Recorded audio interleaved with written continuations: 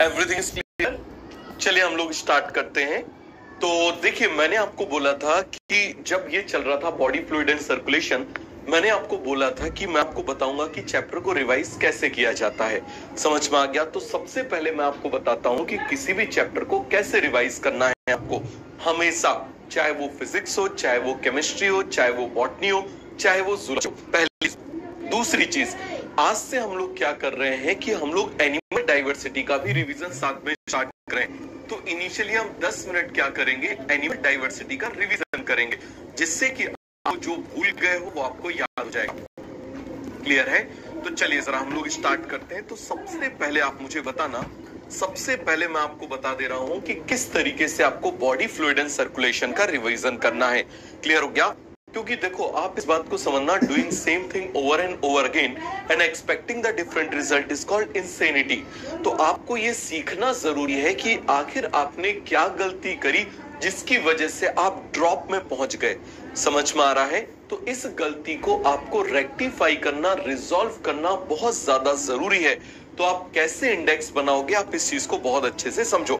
तो आप मुझे बताइए जरा, हमने किसकी बात करी थी? हम बात कर रहे हैं बॉडी फ्लूइड की। हम किसकी बात कर रहे हैं? बॉडी फ्लूइड वाले चैप्टर की। क्लियर हो गया? बॉडी फ्लूइड एंड सर्कुलेशन किसकी बात कर रहे हैं? बॉडी फ्लूइड एंड सर्कुलेशन की बात कर रहे हैं। तो मुझे बताओ जरा, बॉडी फ्लूइड एंड सर्कुलेशन में सबसे पहले हमने क्या देखा था? सबसे पहले हमने क्या देखा था? आप मुझे बताओ जरा। ब्लड। हमने क्या देखा था? आप मुझे बताओ जरा। ब्लड। इस ब्लड के अंदर हमने क्या देखा था? बोलिए जरा जल्दी से। ब्लड के अंदर हमने क्या देखा था? बोलो जरा जल्दी से। इस ब्लड के अंदर हमने क्या देखा था? Blood cells. क्या देखा था हमने? ब्लड सेल्स देखे थे। क्या देखे थे? आप मुझे बताओ जरा। ब्लड सेल्स देखे थे। क्या देखे थे? Blood cells. अरे सभी को बन जाएगा। क्या देखे थे हमने? Blood cells. इसके बाद आप मुझे बताओ, जब हमने ब्लड सेल्स देख लिए थे, ब्लड सेल्स में हमने क्या क्या देखा था?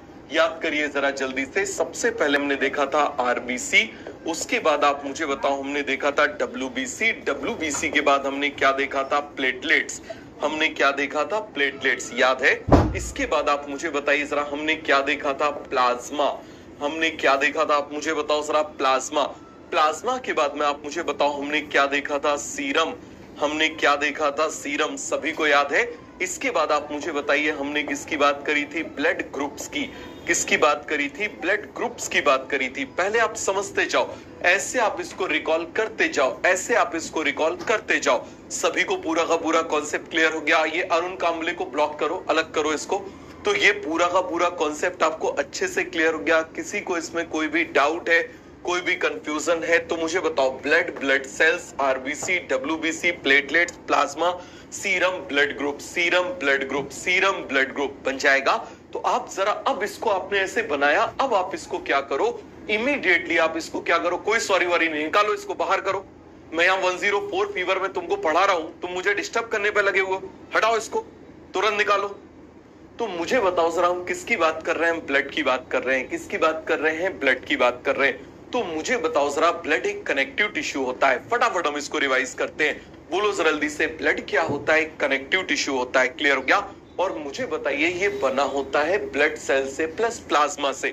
फिर हमने ब्लड सेल्स की बात करी थी, आरबीसी। तो सबसे ज्यादा क्या होते हैं? आप मुझे बताओ जरा, सबसे ज्यादा क्या होते हैं? आरबीसी। 5 से 5.5 मिलियन पर मिलीमीटर क्यूब। याद है? फटाफट हम लोग पूरा चैप्टर रिवाइज करते हैं। आपको रिवाइज करना कैसे, आप इस बात को समझो।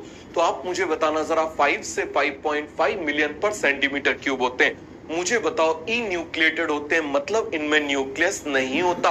मतलब इनमें न्यूक्लियस नहीं होता। ये कैसे होते हैं? बाइकॉन्केव होते हैं, दोनों तरफ से दबे हुए होते हैं। इनकी डायमेंशंस क्या होती है? इसका बिगर डायमीटर 7.2 मिलीमीटर माइक्रोन मीटर होता है। याद है? सभी को याद हो गया कि नहीं हो गया? बोलो जल्दी से।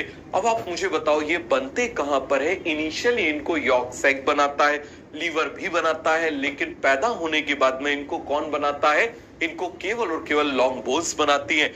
120 डेज की लाइफ साइकिल कंप्लीट होने के बाद, 120 डेज की लाइफ साइकिल कंप्लीट होने के बाद मुझे बताओ, ये कहां पर डिस्ट्रॉय हो जाते हैं? ये स्प्लीन में डिस्ट्रॉय हो जाते हैं। कहां पर डिस्ट्रॉय हो जाते हैं? स्प्लीन में डिस्ट्रॉय हो जाते हैं। पूरा का पूरा कॉन्सेप्ट आपको अच्छे से क्लियर हो गया? अब आप मुझे बताइए, हम किसकी बात कर रहे हैं? डब्ल्यूबीसी की बात कर रहे हैं। तो बताना जरा, ये जो WBC है इनका मेन काम है डिफेंस। अब इनको दो कैटेगरी में डिवाइड किया हुआ है, समझ में आ गया। एक होते हैं ग्रेन्युलोसाइट, एक होते हैं ए ग्रेन्युलोसाइट। तो जो ए ग्रेन्युलोसाइट होते हैं उनमें ग्रेन्यूल्स नहीं होते। वो कौन कौन होते हैं? Lymphocyte and monocyte. लेकिन जिनमें ग्रेन्यूल्स होते हैं उनको हम ग्रेन्युलोसाइट बोलते हैं, जैसे न्यूट्रोफिल। तो न्यूट्रोफिल तो हर तरह की डाई से स्टेन हो सकता है, समझ में आ गया, उसके ग्रेन्यूल। उसके बाद मुझे बताओ एसिडोफिल। तो एसिडोफिल क्या हो जाएगा आप मुझे बताओ? एसिडोफिल होगा कि इओसिनोफिल होगा? इओसिनोफिल। ये एसिडिक डाई से हो सकता है। बेसोफिल बेसिक डाई से हो सकता है। क्या सभी को पूरा क्लियर हो गया? आप मुझे बताओ जरा, सभी को ये पूरा क्लियर हो गया? अब जरा इनका अमाउंट बताइए जरा, इनका सीक्वेंस क्या होता था? नेवर लेट मंकी ईट बनाना। वो कितने थे? सबसे ऊपर वाले 60 से 80%, दूसरे 20 से 25%, उसके बाद तीसरे जो दोनों ही फैगोसाइटिक है 6 to 8%, और उसके बाद आप मुझे बताइए जरा 2 to 3%, 2 to 3% हो जाएगा, और लास्ट वाला 0.1 से 0.5 से 1 बन जाएगा। बेसोफिल क्या सीक्रेट करता है? Histamine, serotonin and heparin secret करता है, जो एलर्जिक रिस्पॉन्स में इन्वॉल्व होते हैं। ऐसा ही सेल टिश्यू में होता है जिसको हम मस्ट सेल बोल देते हैं। बन जाएगा, क्या बोल देते हैं? मस्ट सेल बोल देते हैं। तो सभी को एक कॉन्सेप्ट अच्छे से क्लियर हो गया? बोलो जरा जल्दी से। लिम्फोसाइट दो टाइप के होते हैं, B lymphocyte and T lymphocyte. B lymphocyte and T lymphocyte. तो मुझे बताओ जरा, बी लिम्फोसाइट बोन मैरो में बनता है, बोन मैरो में मैच्योर होता है। टी लिम्फोसाइट बोन मैरो में बनता है लेकिन थाइमस में मैच्योर होता है। सभी को क्लियर हो गया? एक ह्यूमरल इम्यूनिटी प्रोवाइड करता है, एक सेल मीडिएटेड इम्यूनिटी प्रोवाइड करता है। क्या प्रोवाइड करता है? सेल मीडिएटेड इम्यूनिटी प्रोवाइड करता है। सभी को बन जाएगा? आगे देखो जरा, हम बात कर रहे हैं प्लेटलेट्स। तो प्लेटलेट्स कितने होते हैं आप मुझे बताओ? 1.5 से 3.5 मिलियन पर मिलीमीटर क्यूब। इनका फंक्शन क्या होता है? बोलो जरा जल्दी से जल्दी से मुझे बताओ, इनका फंक्शन क्या होता है? इनका फंक्शन होता है ब्लड कोएगुलेशन। क्लियर हो गया? ये प्लेटलेट ऐसे केमिकल सीक्रेट करते हैं जिससे कि एक पूरा का पूरा कैस्केड स्टार्ट हो जाता है। क्या स्टार्ट हो जाता है? कैस्केड मैकेनिज्म स्टार्ट हो जाता है। इनका फंक्शन होता है ब्लड कोएगुलेशन। क्लियर हो गया? ये प्लेटलेट ऐसे केमिकल सीक्रेट करते हैं जिससे कि एक पूरा का पूरा कैस्केड स्टार्ट हो जाता है। क्या स्टार्ट हो जाता है? कैस्केड मैकेनिज्म स्टार्ट हो जाता है।